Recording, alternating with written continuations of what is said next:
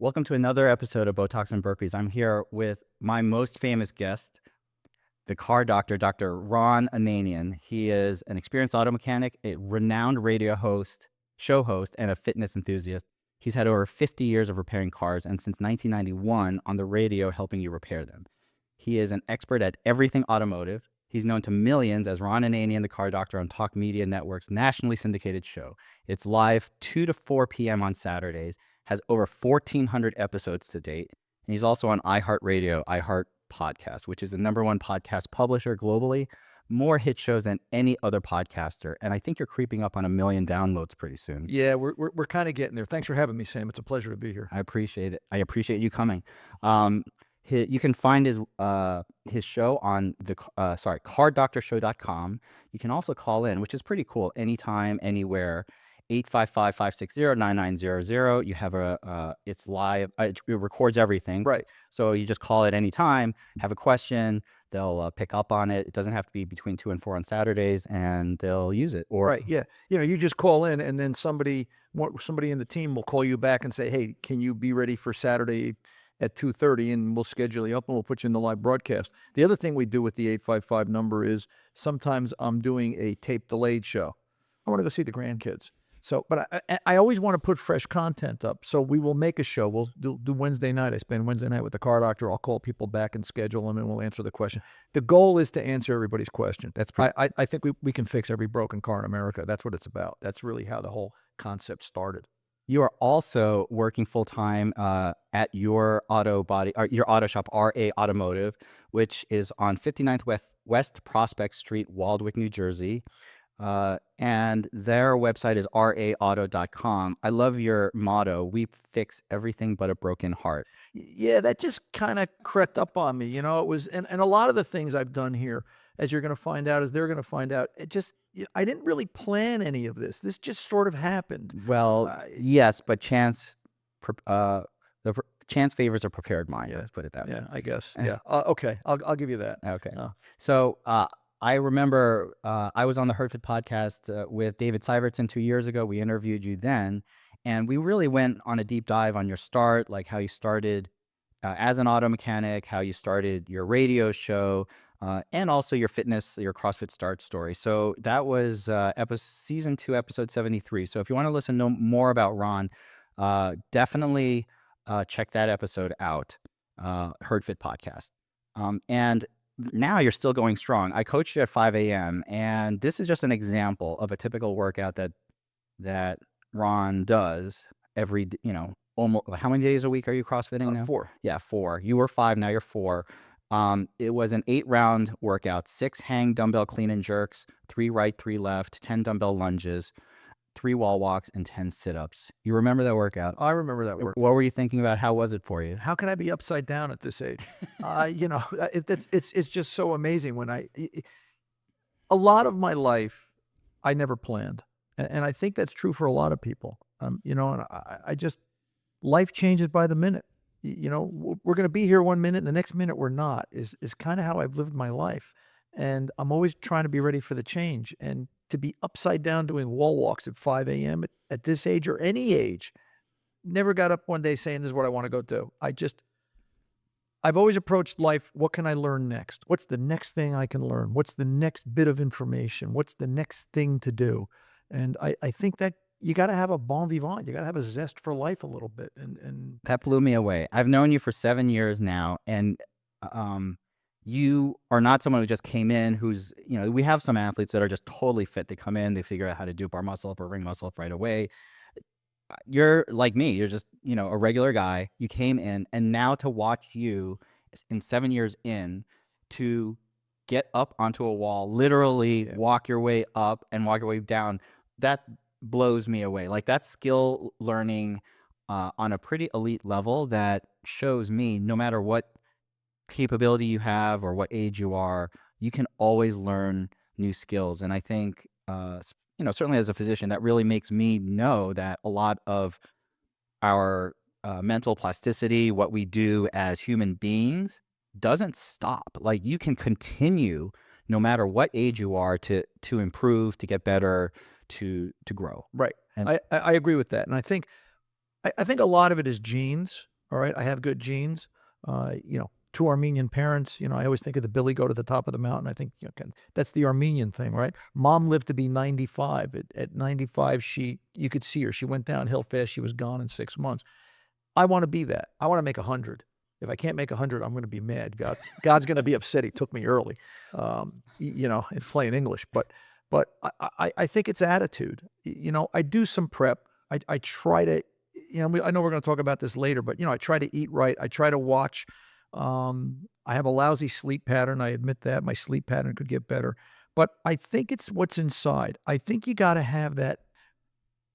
I think the word is intestinal fortitude. Mhm. You've got to have that drive. Mhm.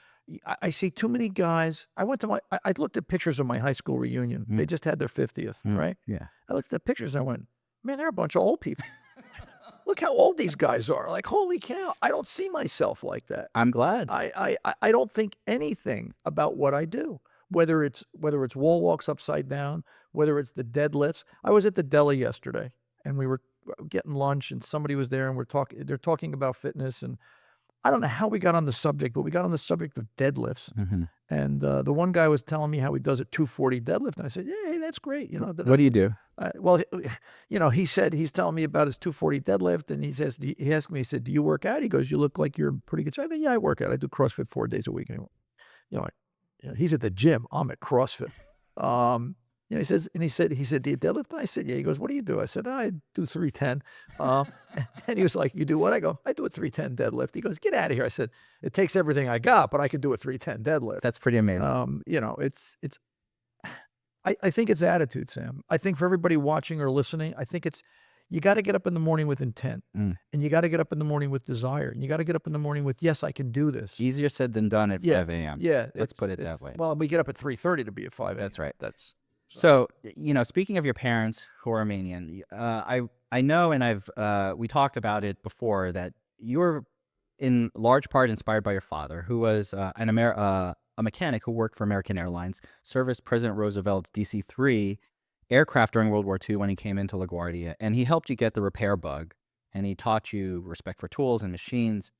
And we all have mentors like that. They might be our parents, they might be somebody else in our life. What do you remember? Like, when you think of your dad, is there a particularly specific memory or an impactful memory that you have about him? I remember my dad. I can tell you where it was. It was 1964. Mhm. We were at Lake Stockholm. We had a lake house up in here in New Jersey in Sussex County, and he sent me across the street to Uncle Seymour's house. He was my Jewish uncle from Brooklyn. Go see Uncle Seymour and ask him for a Stilson wrench. And for a 7-year-old, I couldn't, and he took me by the arm and he said, "Still, son." He said, "Look, anytime you have a problem and you don't understand something, stop, pause, and think about it. Stilson, still, son." I could be working on the hardest car problem in the world, all right? And I can feel that moment of calm. He also told me at some point, not particularly that day, he always said there's going to be that moment where you're going to be in total panic and pandemonium. Stay calm and just think your way through it. Think your way through the problem. He said, remember, you can't get out at 10,000 feet and check the carburetor to see if it's lean or rich. Mm. You have to do it on the ground. That reminds me of some of my mentors, the ones that I saw get into the crap, like in the OR, the ones who didn't lose their crap, like Right. when bad stuff was happening and when you were feeling like you were losing control. Not so much in plastic surgery, but especially in, say, trauma surgery or some of his other, like, cardiac surgery. Like, you could tell the people that, like you said, were able to keep it together, calm, Calm. the mental approach. Like, Right. I feel like that is universal probably for approaching any problem, Anything. anything. And it comes from in here. And I remember that. I can feel those two moments. And I think that's important because I think as human beings, we have that ability to recall that. And it comes from our strength from within to be able to manage it. You've learned a lot over your career so far. I mean, you're still learning. Like I said, we're all capable of continuing to learn, but you've done 34 years of radio. So what would you say at this point are the biggest takeaways from that experience gained over 34 years of doing talk radio? Not realizing the impact of what I do. Um, you know, it's funny. People meet me on that and go, "My God, you're Ron Ananian." I'm like, and I look around like this. Really? Where? I've seen comments, they're like, "You don't look anything like I imagined you to." Yeah, yeah. They told me I'm this or I'm that. You know, you don't realize the impact of radio. I didn't understand it at first. I never started this wanting to do radio. I never woke up one day and said, "Yeah, I'm going to go do radio." That's what it's. Yeah. Mm. It was just I started doing it as you know from my stories with Dave and everywhere else that I was teaching mechanics how to fix cars, and somebody said, "Hey, I'm going to do an infomercial about my shop. I want you to be the co-host. I've got the questions, you've got the answers." And from there, here we are. Chance favors a prepared mind. It's that moment. But I think it's what radio is, what radio means to people, Mm. the impact you can have without even trying to have the impact. Mhm. I had a woman call her a couple of weeks ago. She just lost her husband. Okay. She wanted to know, she has a handicap van because he was handicapped. She has to sell the handicap van. And at 73 years old, she has to go out and buy a car for the first time on her own. How to do it. And I explained it to her. I told her what to do. I told her how to do it. It's in the podcast there a couple of weeks back if anybody wants to catch it. Mhm. And she said, at some point in the conversation, I don't remember if she said it on air or if she wrote me the email follow-up, but she told me, she said, "You've changed my life and you've given me the ability to do this." That's like, wow. Mhm. Who am I to have that ability? I'm just this guy. Do you think that podcasts now are the new talk radio? Because I feel like it's the same type of feeling when I listen to podcasts, and I was listening to you on your talk show. It's the same thing. It's like, it's just, instead of me turning on my radio, I'm clicking a button and listening to it on my computer or on my phone. I think podcasting is the future. I think it's a digital future without a doubt. I think radio is going to be there for a long time yet to come. Mhm. I think it's the ease of being able to walk over and click and turn the knob, here in the house, although here in the house we could do it with a computer, Right. so it's not that hard. I think it's a generational thing. The people that are ahead of me, that generation is still radio. They're learning podcasts. They're getting it. And, now they've got podcast in car. You plug your phone Right. in and it's going to be interesting. It's part of why radio is going through the metamorphosis that it is, which it is. The majority of radio that you hear here in New York City Yeah. on the weekends Yeah. is paid programming. Mm. It's pimple cream and things you rub on your head, and it's and some of it's about as interesting as listening to paint dry. Right. It's horrible. Right. But and that's not what radio was to me. To me, I'm supposed to give you a piece of information. I'm supposed to explain. You got a question, I'll give you the answer. I've had people call me up and they say, "I want to bring my car to your shop." Yeah, this is the wrong place to do that. I will not address that. I won't tell anybody where I am. My standard answer is, you want me? You got to find me, because I'm not here to do that. I'm here to answer your question. Mhm. So to me, that's the purpose of radio. And that's what I think radio is always going to have that position. I just don't know if it's going to be as big a position in the future Right. as it currently is. I think it's going to shrink. Now, you're now a pretty experienced CrossFitter. You've been doing it for 7 years. And we talked about your start story before, and I just want to mention, like, I knew your daughter before I knew you. She was ex-military, served in Afghanistan. She was the one who came to our box first, and then she got you turned on to CrossFit. Yeah. Yeah. I'm still getting even with her for it. And her and her husband are both awesome. They're both ex-military.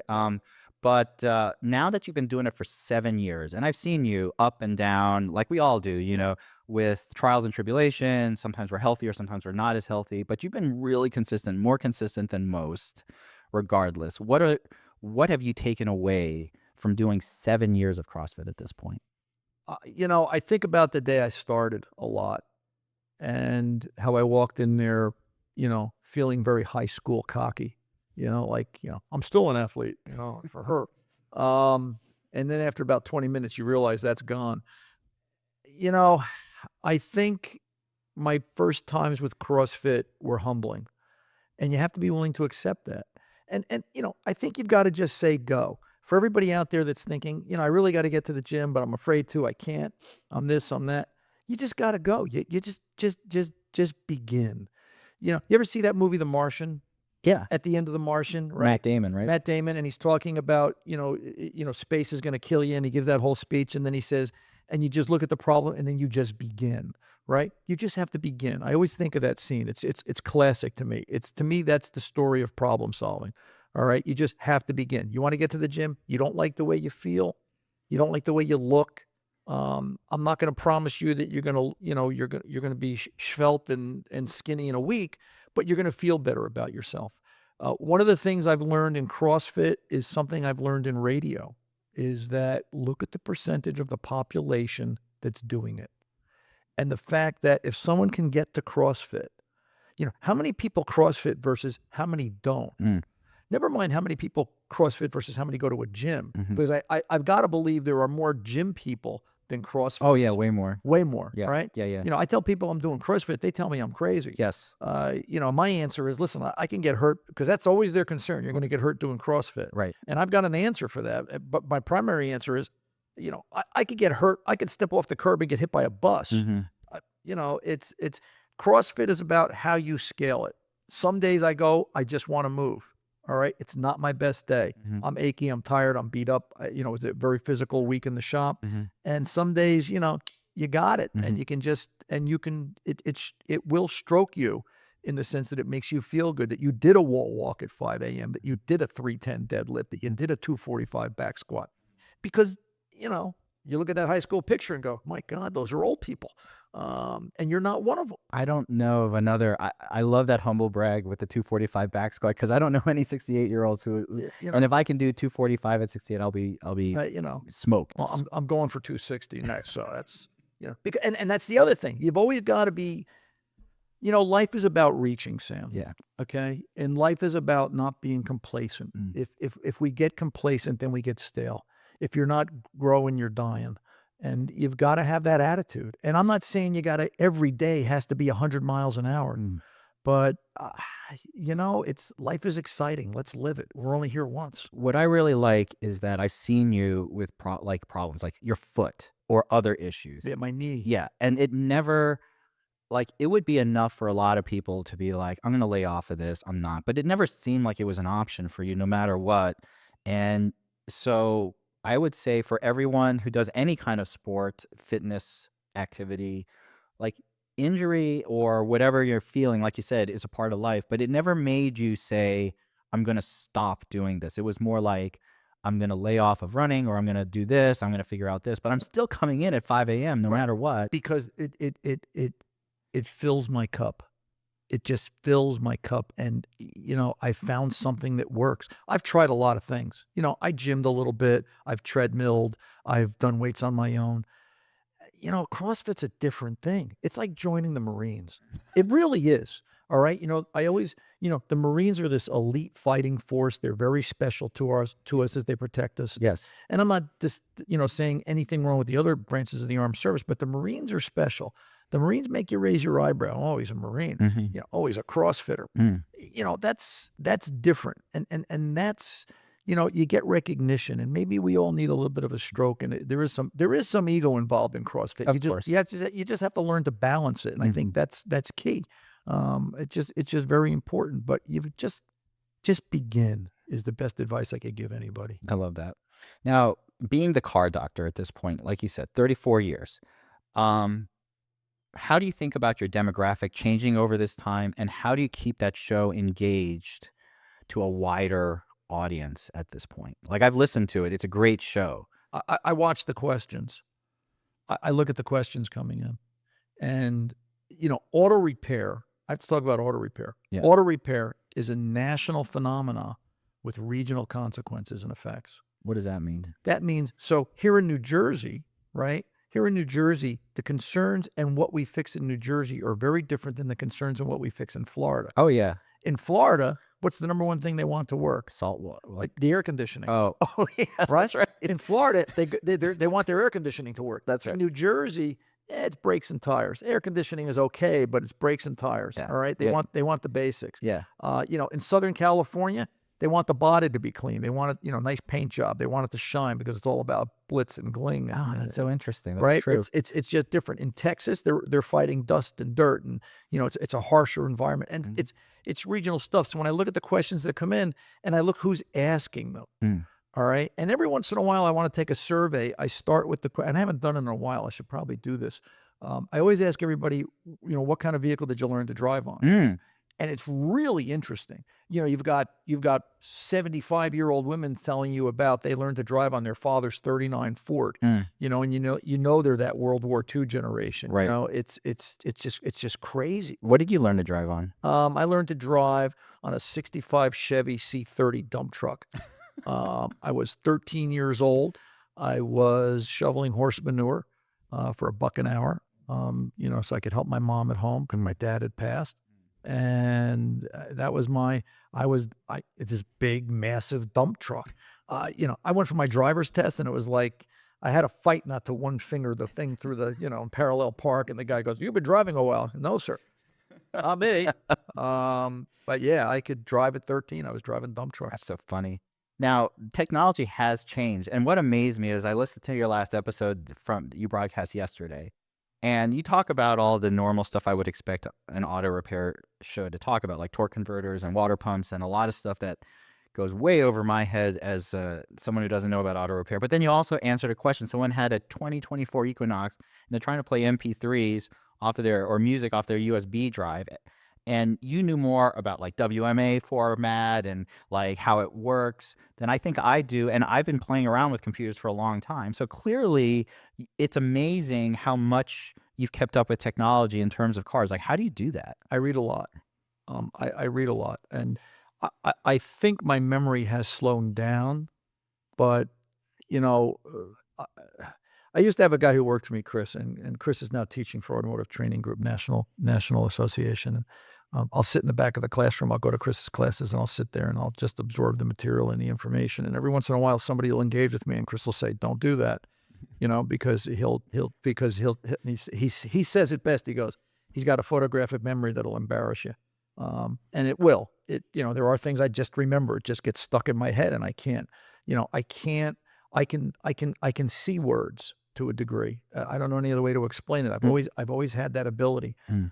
You know, there's another line in a movie somewhere about what a piano is. A piano is a bunch of wood with black and ivory and yada yada yada. And some people look at a piano and they don't have a clue. Mozart looked at a piano and he understood what it was. I look at a piano. That doesn't mean it's a box with wood and ivory and blah blah blah blah. I look at this and like, yeah, the third line is this, and I just hold it in here. I wish I had that. You know, now I'm getting older, so now I'm starting to. I remember the third line, but I won't remember the fourth line of the page that I saw 3 days ago. So it's starting to fall off. Oh my gosh, what a let up. Yeah, No, give me a break. It's you know, and I do that. You know what? I find I've gotta constantly do it, because when I stop doing that, it goes away even more. So I try to remember. That's why you hear the show when I'm spouting out wire colors. Yeah. I just remember it. I remember because I did it. I looked at it. I did it 10 years ago or 10 days ago. I remember seeing it, and it's there. I think that is the key as we get older, is to keep trying to do that. Because for me, it's much easier as I go along to rely on what I know already Right. versus learning it new. So I'm a problem when I solve a lot of problems because I've had a lot of experience and I've seen things similar to that. And so I know how to deal with it, but trying to come up with newer solutions or trying to figure out something new. Like I've seen this with my kids and I, like if I have to learn a new skill, especially a physical skill, like playing a game on my phone or something, like they are so much faster than me. But when it comes to figuring out stuff, a lot of times I have an advantage just because my depth of knowledge is deeper. So I've seen that pattern before. I know what that issue is. You have wisdom. With that expression is true. With age comes wisdom. You know the balance. You know the yin and the yang. But I don't think age is a limiter for learning something new. What were we doing the other day? We did in the warm up. You made us do one leg deadlifts. Yeah. I couldn't be that coordinated when I started. Now I can do one leg that I can bend the. I'm not as far as everybody, but I can. Right. And you know where that applies? And I tell this story and it makes everybody laugh. But for me, I'm always getting dressed in the dark because I get up at 3:30. I go to bed. It's, putting on your underwear in the dark. Yeah. How do you put on your underwear? I put it on one leg at a time in the dark, and I can do that without falling over. And that's, and to quote Coach Dave, right? That's functional fitness. Yeah. That's Listen, balance is such a important predictor in terms of functionality and survivability as you get old, because listen, what are one of the biggest causes of mortality and morbidity for older people? Falling and breaking their hip. And if you lose your balance and that sense, so the fact that we're working on it and developing it, like that is critical for longevity, I think. Now, it took a long time for me to learn that. It took a long time for me to gain the strength, but everything takes time. Of course. Everything takes time. I started 2024. I said, by the end of 24, I'm going to do a pull-up. I can now do a pull-up. I've seen you do a pull-up. Right. Blows me away. Yeah, I can almost, depending on the day and how my arm feels, because my right elbow is a little tender at times, I can do 2 pull-ups in a row. So I've only got a year and a half. I got a year and a half. So I promised Dave, I promised you guys, by 70, I'm doing a muscle up. It's coming. I'm gonna try like hell. It's coming. It's but everything's is a session, right? You got to start with the pull up, and then you got to go here, and then you got to go down. I will say this: even if you don't get it, the fact that we are working on these skills is enough to make our brains more active and to continue to learn. Yeah. It's when we're not trying, right, whether we actually achieve that goal, the fact that we are actively working to achieve those goals. Right. If you're not growing, you're dying. That's right. So now, in terms of growing, I feel like electric cars are no longer as interesting to people as they used to be a couple of years ago. And there's a resurgence. I don't want to say a resurgence, but there's more of a return of gas-powered cars. And I know I've heard you, a little bit on the, in the morning sidebar commentary as we're warming up and stuff. I don't take you as the biggest fan of electric vehicles. And what do you think the automotive industry is going to be like in 5, 10, 15 years when it comes to gas versus electric? I think automotive vehicles have their place. All right. I want to start there. I think there's a rationale for them, but they're not for everybody, and they're not going to be for the masses for a variety of reasons we're not going to get into. We don't have the time. So I think you're going to see a percentage stay as electric vehicles. I think you're going to see more gas-powered vehicles. I think you're going now. They're talking about we're going to dabble in hydrogen fuel cell. I don't think hydrogen fuel cell is going to work because you're going to have the same problem that you had with electric. The single biggest problem with electric is distribution. And how do you get electricity that you don't have or have the ability to make to all these places? The numbers are overwhelming. I challenge anybody. The next time you're on the road in crowded traffic, start looking at all the cars. Start counting cars. You want to see something crazy? Start counting all those cars. Now they're all electric. Now we all go and get ourselves charged up. What does that grid look like? I know why we want to go to Mars. We want to go to Mars because we're going to use Earth as a giant electrical power distribution center because there's going to be nothing left. It's crazy. I think the purpose of EVs, and I understand why they've pushed for it, is to get us to the stars. That's really what EVs are about. How does that get us to the stars? Because when we're on Mars, you need to get around in an electric vehicle. Oh, yeah. You need that EV technology to be really good. Technology to be really good to explore planets. Yeah, you're not going to have gas up there. You're not going to have gas up there. And I understand that. Yeah. But I don't think it's going to be the predominant way we do transportation here. Do you like working on EVs? We haven't seen a lot of them. Yeah. We've done some tires and stuff, but they don't really break. And the stuff that does break is at such an extreme cost to repair it. It goes back to the manufacturer. Is this like phones, for example?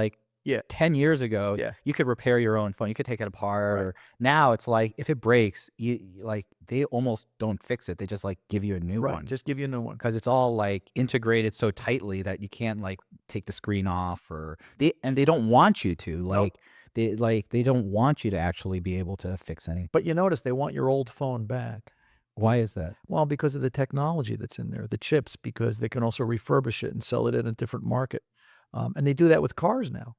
They do that with a lot of cars. A lot of the cars that were, you hear the ads, cars for kids and all that. And what do they do with all these junk cars? You ever think about it? They're going overseas.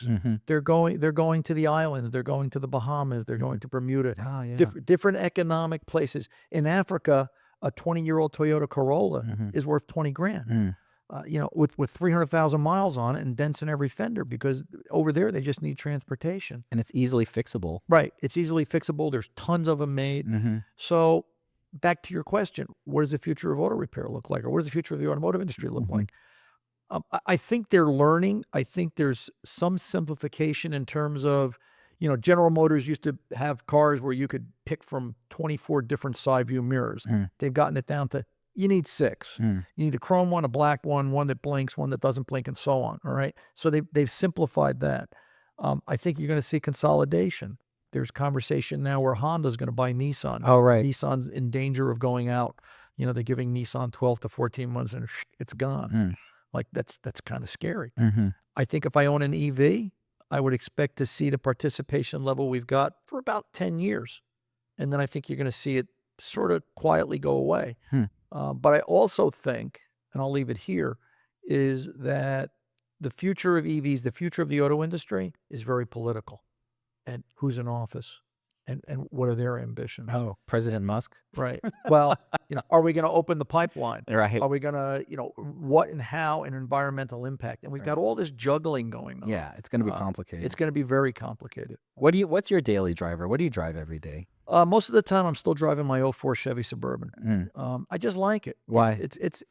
It's basic. It's simple. I've got a pile of parts for it because I can't buy parts for it anymore because it's 20 years old. Oh, so you stockpiled parts? I stockpiled parts. Listen, if I went out and bought another one, I'd buy another Suburban. I really would. We don't have, the kids are all gone, and my wife thinks I'm crazy. I know it's big because we have a Suburban, but we did because we did all the soccer stuff and the carpools and stuff. I like a Suburban. I just like a big vehicle. It gives me, I feel secure on the road.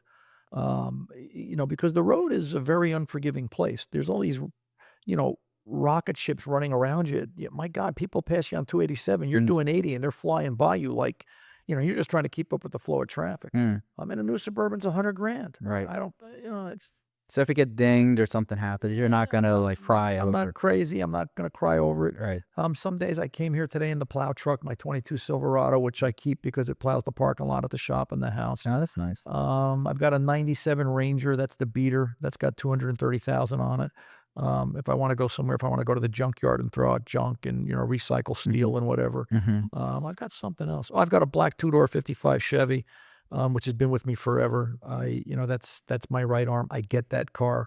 That's an emotional thing. I saw American Graffiti as a kid. I was about to say. Yeah. And I saw, and, I wanted to be that guy. How often do you take that one out? It depends on the day, the weather, the time. If it's a nice day, even like a day like today, it's sunny and cold, I would drive it today, but there's salt on the road, so I don't want to take it out. And I'm working on, I've got a 72 Monte Carlo at the shop that I'm putting back together. It's a 40,000 mile Texas car that I've had for 6 years. I probably could have driven it the day it came off the trailer, but Ronnie's got to play. So I love the fact that you have your own hobby cars that you like still like messing around. And it depends what comes my way. Listen, I had the chance to buy it, and I did. I bought an 02 Thunderbird for my wife this year. She liked it? She does the Queen's Wave, the top down, and she does the whole thing. It was a cheap car, and that's what cars are, sort of, Sam. They've all got their personality. They've all got their reasons for existence. And if you listen close, a car will talk to you. It'll tell you what it wants to be and what it's capable of doing for you, rather than just a driver. I think that was a line from Robert Duvall in Days of Thunder. I think he said something like that. Yeah, did he? Maybe that's where I got it, because I've seen that movie. Oh. So if you had to be a car, what kind of car would you be? Easy. 63 Chevy Impala. Is that right? Yeah. Why are you a 63 Chevy Impala? Basic. 327 2-barrel, power glide transmission, 2-speed, reliable, runs forever, just kind of plods along, nothing fancy, doesn't attract a lot of attention, and you get to sneak by a lot of people and do what you got to do and get the day done. I love that. That's pretty cool. The only other car show I've ever listened to on the radio was Car Talk on NPR. And I was listening to your show, and they're no longer around. No, they're gone. They're gone. So what was it like? Because you've been all around when they were around. Like, what was it like? Were you guys competitors? Did you guys hate each other? No, we knew each other. We would. Yeah, I talked to them. I last talked to them in 2008, I think it was. We ran across each other out in Vegas at the trade show at SEMA. Mm-hmm. Once in a while, we talked to each other. Just very different approaches. They were, they were funny. Yes. All right, Yes. they were funny. Yeah, they hit a lot of laughing and joking. I don't know why, but I just take cars seriously. Mm. Well, I kind of do know why. I didn't, I graduated high school without a car. I didn't have a car in high school. I couldn't afford one. Mm. My mom and I, tried, but we couldn't afford to buy me a car. We were trying to put food on the table. Mm-hmm. I said this to someone the other day. They said, "How come you have 7 cars?" And I said, "Because I didn't have one in high school." And it makes my little kid in here feel better. Yeah. It's that, like I can go do this. Yeah. And I do.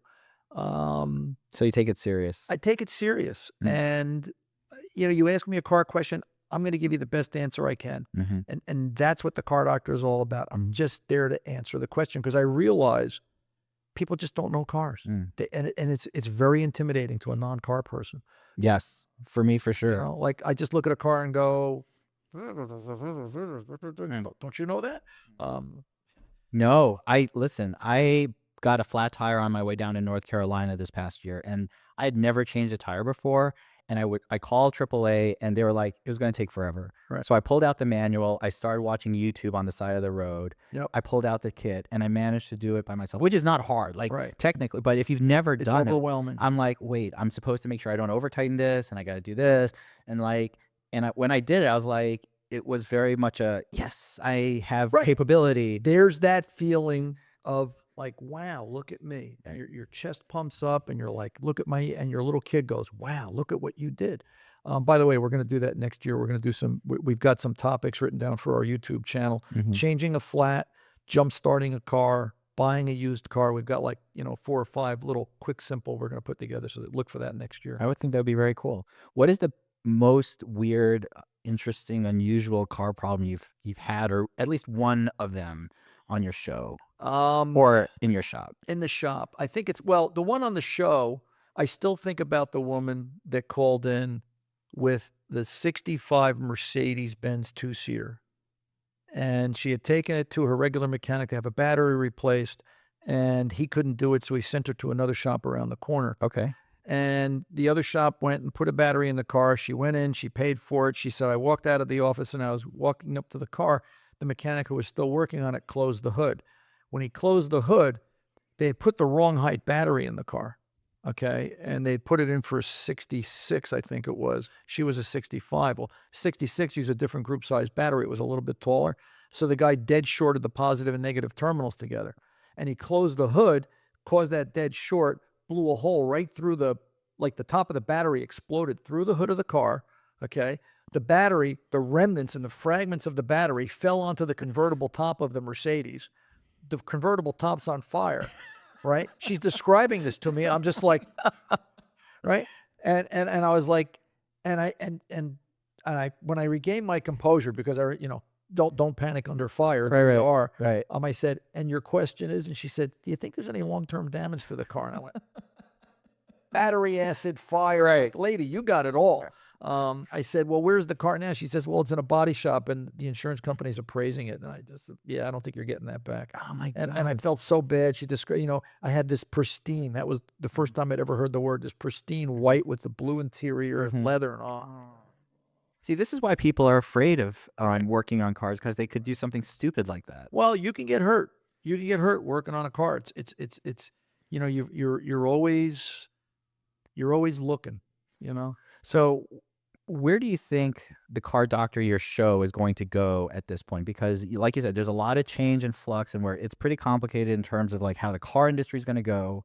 We're not exactly sure what's going to happen with EV versus gas powered. The technology is changing. You ran a huge show for 34 years, but like you said, the way people are consuming media is different. You're not someone to just be like, I'm a dinosaur, I'm just going to stop. You're going to try to figure out how to continue to grow and expand. So what is it that you're going to do? Well, I can't talk about one of the things I'm doing because I can tell you this. Again, life changes in the blink of an eye. Mm-hmm. So I had an opportunity come to me this week. One of those opportunities that you don't talk about until you sign the paperwork. Oh, Yeah. that big. Yeah, Mm, the real deal. that's exciting. Like the lawyers are gonna deal with it, between now and New Year's. Can it be safe to say you're going to have a potentially larger platform to work off of? Um, I can say that if you're in New York, in the New York market, you're gonna be able to hear me on a local radio station. That's pretty freaking cool, man. Yeah, it's crazy. It came out of the blue. Matter of fact, when the individual called me, I answered the phone and I said, "Merry Christmas. What kind of car problem is this?" And he laughed at me because he knows me, and he said, "No, no, no, no, no." He says, "You sitting down?" And I said, "Yeah." And they offered me a job, and I went like, "Really?" I said, matter of fact, I asked him 3 times in that phone call, and I texted him the next morning like, "Did we really have this conversation?" He goes, "Yeah." He goes, "Merry Christmas. Call me Santa." All right. So by the time this airs, this should happen. It's supposed to happen January 12th. They've got a date, they've got a time, they know the Wow. time slot. Yeah, like it's crazy. That's pretty exciting. So that will lead to more podcasting. Mm-hmm. Talk Media Network is told me the other day that they're working with I think I can tell you this. Mm-hmm. Armed Forces Radio. They want to get me on Armed Forces Radio and get me distributed on their radio network. That's awesome. And then they're also working with NPR to put me up on NPR, Mm-hmm. sans commercials. So, there's always something different coming at me. Mm-hmm. Which is probably leads back to it's don't panic under fire thing, because I never know what's coming next. Well, I think what you've done is stayed consistent. Like your goal wasn't to say, "Oh my God, someday I'm going to be on AFN or someday I'm going to do this." Right. You just, like you said, you want to help people. You want to answer questions about your passion, which is repairing cars, and you do a really good job at it. And you have enough, you got the charisma, you have a voice. I think that you should also be more on visual mediums too. I think you do really well in terms of like visual as well. So, like, all of those things made your content great. Like, people identified that as, and you've been doing it for 34 years. So it's the consistency too. Like, had you given, said, "Oh, I'm just so sick of this," like 25 years in, you would not have these opportunities. You wouldn't, if you didn't ride all the changes. Got to ride the wave. Right. Like, I've seen like you were with what, WOR for a while, and then you did this and that. And when you got dropped or this happened, like, it wasn't like you were like, "Okay, well, I'm over." Like, you just kept plugging along. You know what the secret is, and I think this is true in all aspects of life. You got to have a plan B. You always have to have a plan B. I don't care if it's in your job, at the gym. What's the first thing I do when we talk at the gym, right? Well, we're going to do this, this, this, and this. Right. The scales are Right. So to me, that's my plan B. Mm. And then there's my plan C. Mm-hmm. And you've got to have backups. And I think that's the way it is in life. It's if I'm not fixing cars, I'm going to do radio. If I'm not doing radio, I'm going to go work for somebody. If I'm not working for somebody, and so on. That's life. Life is going to change, and you just got to be ready for it. Is that something you can learn, or is that innate in you, that mental toughness, think that you can- willingness to just keep going regardless? Mental toughness, I think, is a product of environment. I was driven the way I was driven, and still am, because I don't want my family to go through what I went through. I saw the ugly. I saw the hard times, lost my dad, taking care of my mom. I remember coming home and the electricity, sitting there like we're sitting here in this room, and the lights get turned off. "Mom, what happened?" "Oh, I forgot to pay the bill. I didn't have the money." And we'd scrape together $13 and go down to the Rockland Electric and pay the lights back on. I don't want anybody to go through that. That's a learned thing. That's a shock value. Yes and no, because I know people who have gone through similar experiences, but they use that as a crutch and an excuse. And I've seen that all the time. Like, I'm never going to be an alcoholic because my father was an alcoholic, or I am a raging alcoholic because my father was a raging alcoholic. So you can take those experiences that you had, your father passing away at age 12, you're, living and struggling with your family, and use that as motivation not to be in that situation or have anyone around you in that situation, or it could be your excuse why you never were able to get out and do the things that you quote were supposed to do. Yeah, and that's fair. I could see that. I always liken myself to the, if you got a bucket of crabs, I'm the crab that always. You ever notice there's always one crab that tries to climb out of the Yes, it's bucket, always never giving out, just right? like scrabbling around. Yeah, and it's guts. It's, you know what? It's I want to be the crab that climbs out of the bucket in every situation and get to the top, even though everybody's trying to pull me back. And that's just the way I've always been. So maybe it is bred inside and it can't be. But I'd like to think in terms of hope for humanity that we can all learn and we can all try to be the crab that gets out of the bucket, because we know that outside the bucket it's a better life. Are you intrinsically an optimist, or do you think you have also like a side of pessimism? Like, I have a side of pessimism. I'm human. I'm not up all the time. I have my picadillos. I think the older I get, the more I recognize them, the more I go, oh, geez, you're in a bad mood. Stop what you're doing. Relax, unwind, empty your head. And tomorrow, and there's a dadism, right? My father always said, go home, go to bed, get up. It always looks better the next day. It's always better in the morning. A day makes a huge difference.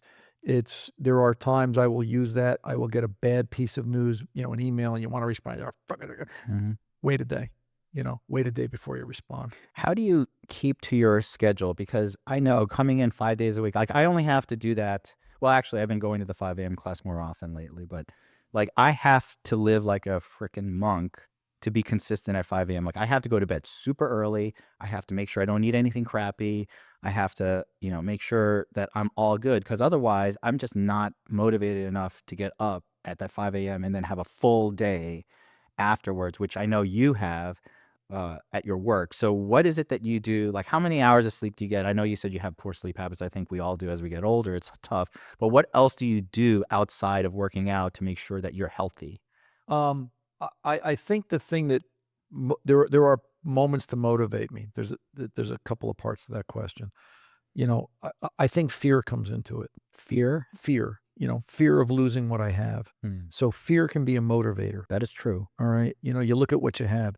You have this house, you have your 7 cars, you have you have your empire. You have this fear of losing it. Mm-hmm. So, I think if you do it right, the more you accumulate and realize they're just material things, but you like that lifestyle. You want to do things to maintain that lifestyle. You can't take it with you, Right. but you want to enjoy it while it's here, and That's you want right. to have it. Right. So fear, I think fear is something. Fear is always in the back of my mind. Like, God, if I don't go to the gym today, Mm-hmm. if I don't go to the gym today, I might lose my edge. Mm. I might lose my grit. I might lose my id to want to go and do this. So if I'm not coming, because I very rarely miss a 5 a.m., Mm-hmm. am I hurt? Mm-hmm. What's bugging me? Is Mhm. my body telling me to take it easy? Mhm. And you got to listen to your body. And, Sure. and once in a while, Of course. I'm not there. Of course. I think that, we struggle with it inside. And I think we have to recognize that struggle. So how do you do well on your nutrition? Are you good with your sleep? Like I started doing Noom this year, and I've been a diet guy my whole life. that little powder thing? No, I do. I count calories. Oh, the app. The app. Oh, Yeah, right. the app. Yeah. Yeah, real. My mother was Armenian. All right. It's Ma. I wanted to. When I was 15. And you realize that there's girls. Ma, I want to talk to you about girls. Yeah, that's good, Ronnie. Sit down, eat something here. That's everyone from the old country. Yeah, it's the whole, Ma, I don't feel you. Eat this, Ronnie. Here, try this. So, you could go to my mother at 2:00 in the morning and she could feed 17 people, out of the refrigerator without even turning the stove on. I mean, that's just the way it was. So it was always food.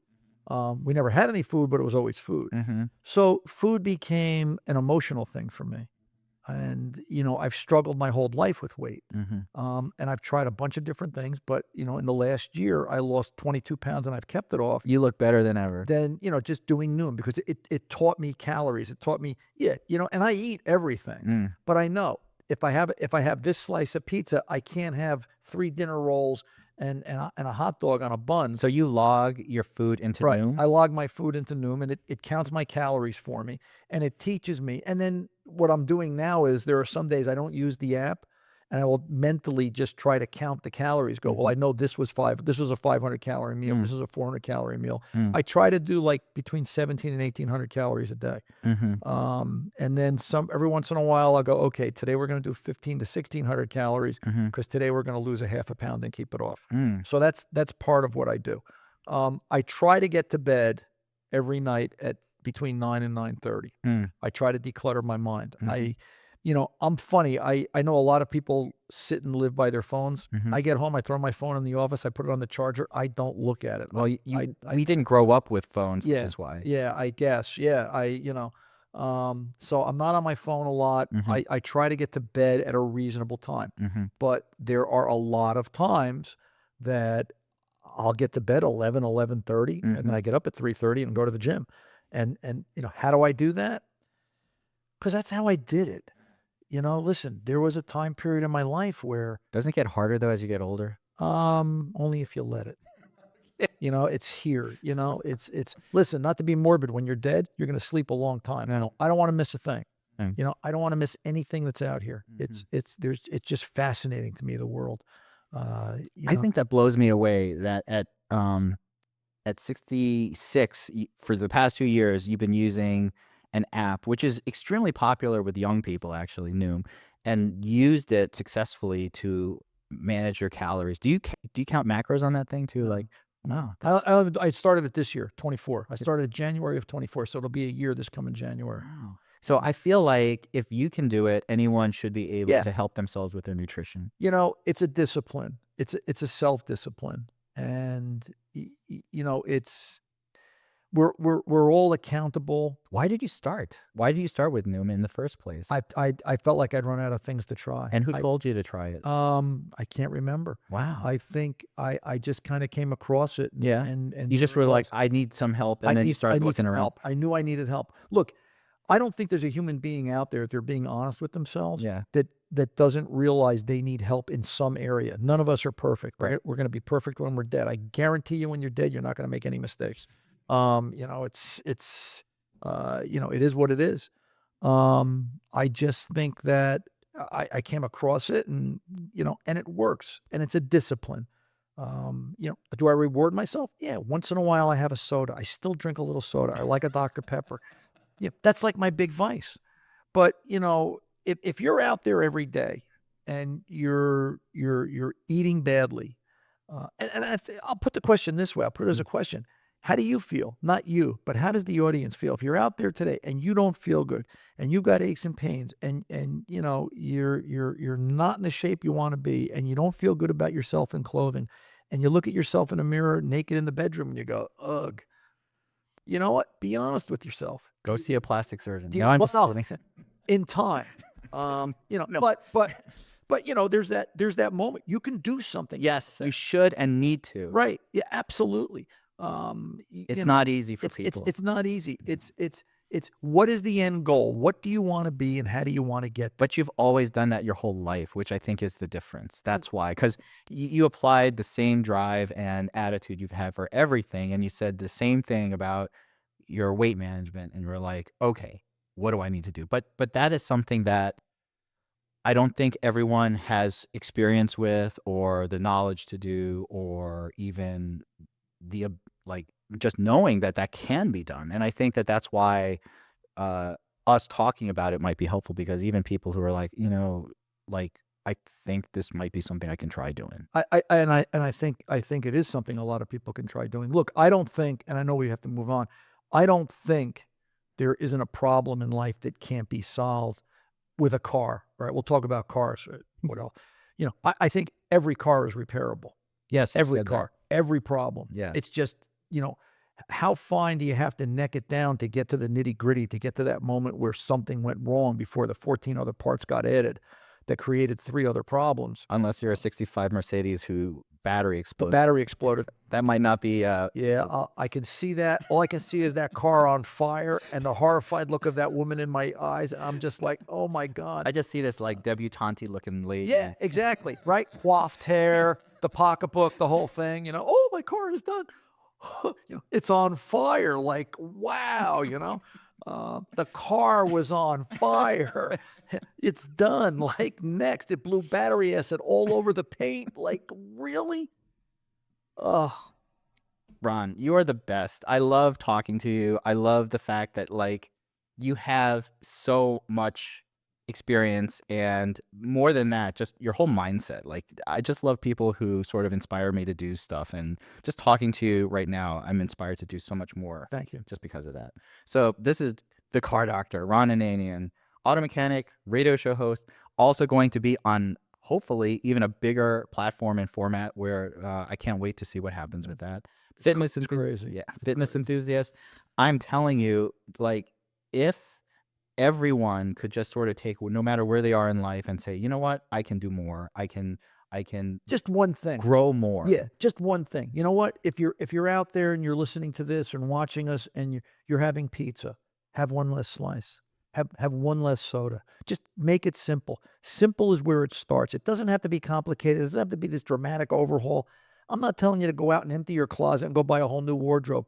Change one piece of clothing, and you change one, and then you change another, and you change another, and with each moment and movement, change begins, and that's how you begin. You might start be doing wall walks and deadlifting 310. Who knows where you might end up? Who knows? You might get a muscle up at 70. Ron, thank you so much. You're It's been a welcome. pleasure. It's been a pleasure to be here. Thank you so much.